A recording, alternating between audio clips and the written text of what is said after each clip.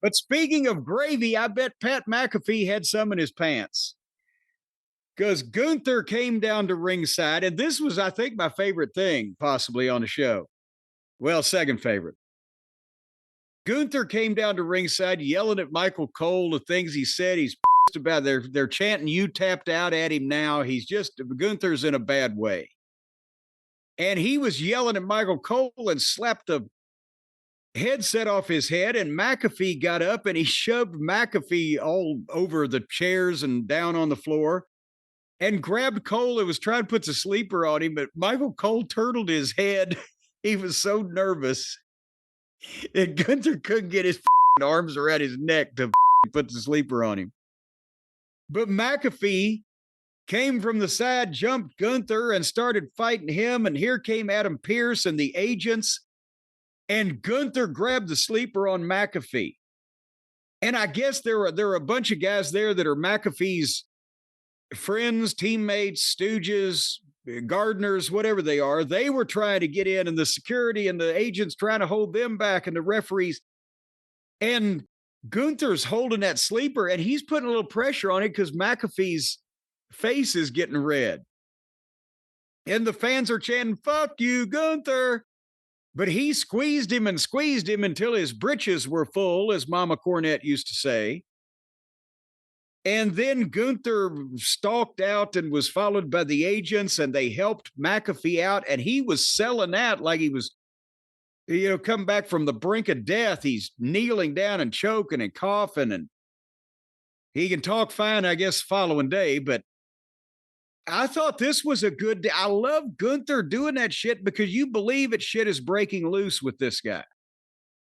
And that was a nice deal to give him something to signal that he's going to be dangerous after he's just lost and he's out of control.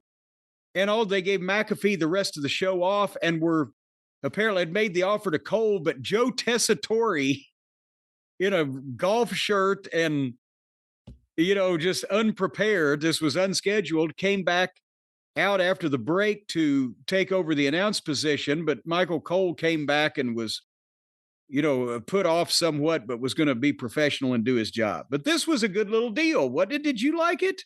I did. I mean, it was minutes before this. I was literally thinking, I wish something would happen at Pat McAfee's throat. I wish someone could get him to stop screaming, talking, doing anything out there. I want to like the guy, but he's the worst. And then Gunther came out like a Santa Claus and answered my letter and choked him out. And I'm like, oh, was that bad enough? And as he was leaving the arena, they showed him choking and coughing. And now he's back on his podcast today.